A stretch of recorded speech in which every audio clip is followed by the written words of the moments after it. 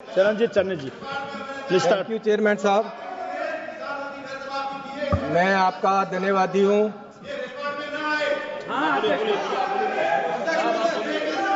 आप बैठे प्लीज, आप बैठे। मंत्री जी आप बैठे प्लीज। अध्यक्ष महोदय, आपका सब रिकॉर्ड में आ गया है, आपका रिकॉर्ड में आ गया प्लीज। रिकॉर्ड में गलत जाएगा अध्यक्ष महोदय।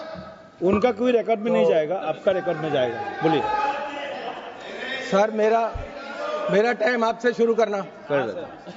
सर धन्यवाद, आपने मुझे बोलने का मौका दिया। जैसे 50% से ज़्यादा लोग देश के खेती पे आधारित हैं और इनमें ज़्यादातर लोग खेत मजदूर हैं। किसान के साथ टोटल जितने मजदूर हैं देश के, उसका लगभग 65% लोग खेत मजदूर हैं जो इस पे आधारित है।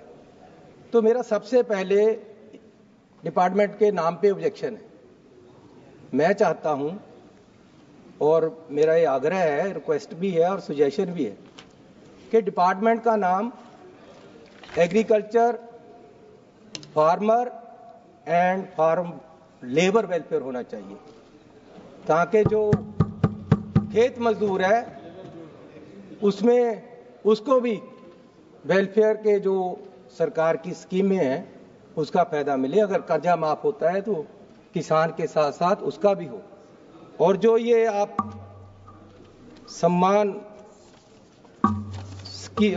सम्मान निधि देते हो, ये 6000 साल है जो कि बहुत कम है, इसको बढ़ाकर 12000 होनी चाहिए और साथ को खेत मजदूर को भी ये मिलनी चाहिए। मेरा समय बहुत कम है, इसलिए बहुत जल्दी से मैं कुछ बातें आपके सामने रखूंगा। खास तौर पे जो sir share of the department with respect to total central plan है, वो पिछले 5 साल से कम हो रहा है लगातार।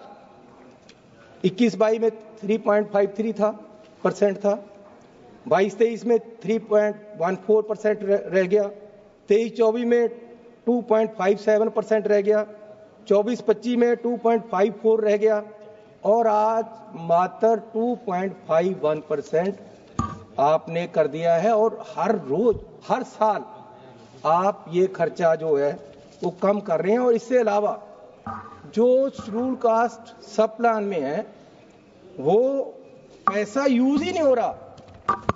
आप हर साल बड़े बड़े ऐलान कर देते हो खेती में इतना शेड्यूल कास्ट सब प्लान में खर्च होगा, लेकिन खर्च होता नहीं। लास्ट ईयर भी 21,551 रुपए रखे गए और एक्चुअल 7,106 रुपए दिए और वो भी खर्च नहीं हुआ पूरा। तो मैं आपको निवेदन करूंगा कि इसको दलित गरीब लोगों के लिए भी खर्च हो। जो पैसा दलित गरीब लोग के लिए रखते हो आप, वो खर्चते ही नहीं हो, तो कैसे चलेगा? गरीब कैसे उठेगा? मजदूर कैसे उठेगा?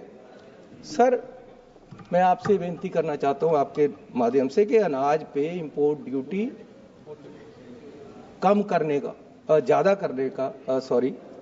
करने का अब सरकार परिधान है। अमेरिका के प्रेसिडेंट ने तो कह ही दिया है कि हम रेसिप्रोकल टैक्स लाएंगे। और भारत सरकार की क्या तैयारी है? और उन्होंने ये भी कहा कि सरकार मान गई है कि इंपोर्ट ड्यूटी अनाज पे हम कम करेंगे। ये अमेरिका के प्रधानमंत्री बोल रहे हैं। मैं सरकार से पूछना चाहता हूं कि अगर आप इंपोर्ट ड्यूटी कम कर दोगे तो देश के अनाज का क्या बनेगा? इस पे मैं चाहता हूं ये जवाब दें। सर क्रॉप रेजिड्यू बड़ा रौला पड़ता है जब पराली के दिन आते हैं, लोग धान काटते हैं तो आग लगती हैं और एनवायरनमेंट भी खराब होता है, लेकिन सरकार इसका कोई इलाज नहीं कर रही। मेरी प्रपोजल है, ये हमारी स्टैंडिंग कमेटी ने भी रिपोर्ट दी है कि 100 रुपया MSP के ऊपर किसान को दिया जाए, ताकि वो अपनी फसल काटने के बाद जो पराली है उसको उठाने का खर्चा 100 रुपये प्रति क्विंटल अगर आप देते हो MSP के साथ, तो वो अपनी फसल उठाएगा और उसकी जिम्मेवारी हो जाएगी उसको उठाने के लिए, आग नहीं लगाएगा। ये सर मैं अब क्योंकि समय मेरे पास बहुत कम है, मैं आना चाहता हूं किसान आंदोलन पे, और ये सरकार किस तरीके से आज किसानों के आंदोलन को दबा रही है। और किस तरीके से हमारी पंजाब की सरकार इनके साथ मिलकर किसानों के साथ खिलवाड़ कर रही है।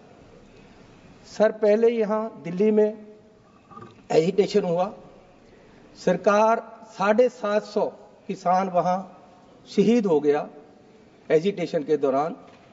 सरकार ने उनको उठाया वादा करके कि हम एक कमेटी बनाकर आपको एमएसपी देंगे, आपकी डिमांडें मानी जाएंगी। लेकिन हुआ कुछ नहीं, साल भर उन्होंने फिर एजिटेशन शुरू किया, वो दिल्ली को आने लगे, तो सरकार ने वहां पूरा बंद कर दिया। हरियाणा में रास्ता किसानों ने नहीं रोका, रास्ता सरकार ने रोका हुआ है। इन्होंने वहां बंद किए, बैरिकेड सरकार ने लगाए हैं। वो तो दिल्ली आना चाहते हैं। क्या आपत्ति है प्रधानमंत्री को, मंत्री साहबान को किसानों की यूनियन से मिलने से?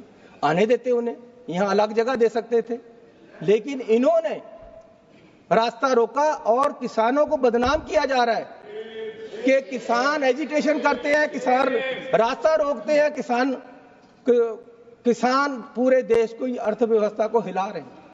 जबकि किसान अन्नदाता है। जब मजबूरी थी, जब अन्न खत्म हो रहा था, जब उस समय भी किसान ने देश को अन्न से भरपूर किया और आज तक करता आ रहा है। लेकिन किसान को ये क्यों मारा जा रहा है? उनके साथ साथ विश्वासघात हो रहा है, उनकी पीठ में छुरा मारा जा रहा है। यहां से विश्वास देकर उठाया, वहां बैठ गए, वहां डलेवाल जी, उनके एक लीडर, वो भूख हड़ताल पे बैठे थे, उनके पास दोनों सरकारें गई कि हम आपकी बात सुनने को तैयार हैं, आप अपने अनशन को बंद करके आप हॉस्पिटल से सहायता ले लो। वो मान गए, चलो ये सुनने को तैयार है, मैं हॉस्पिटल से सहायता ले लेता हूं।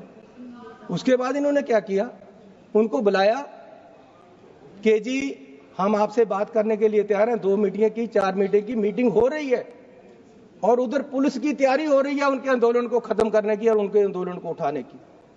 सर, ये विश्वास है? सरकार विश्वास से चलती है। अगर हमारा जो लोग है, वोटर है, उसका सरकार पे विश्वास ही नहीं रहेगा, अगर आप सरकार किसान को विश्वास में लेकर पीछे से उसकी पीठ में छुरा घोंसते हो, तो ये कैसे चलेगा सर? कैसे विश्वास रहेगा लोगों को? इन्होंने उनको बुलाकर उनको बातचीत की, साथ ही तैयारी कर ली और रात को अंधेरे में वहां ले जाकर हजारों पुलिस आदमी वहां उनको उठा दिया। सर, ये कैसे? ये पंजाब के ही किसान के नहीं, पूरे देश के सरकार के साथ गद्दारी, ये पूरे देश के सर, ये बीजेपी की नीति है। इन्होंने देश के किसान को बर्बाद करने का पूरा तैयारी की हुई है।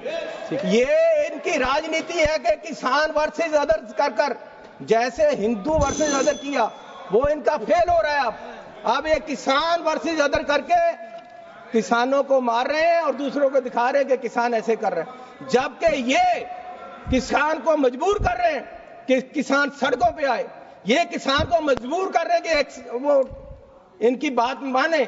लेकिन वो मांग क्या रहा है सर? एमएसपी क्यों नहीं देते? उसका राइट है। एमएसपी कोई खैरात नहीं है। एमएसपी की गारंटी देना जरूरी है। किसान का कर्जा क्यों नहीं माफ हो रहा है? खेत मजदूर का कर्जा क्यों नहीं माफ हो रहा है? ठीक है। बड़े बड़े इंडस्ट्री, अंबानी, अदानी, हजारों चरणजीत, धन्यवाद। लाखों करोड़ रुपया सदस्य श्री विष्णुदत्त शर्मा जी।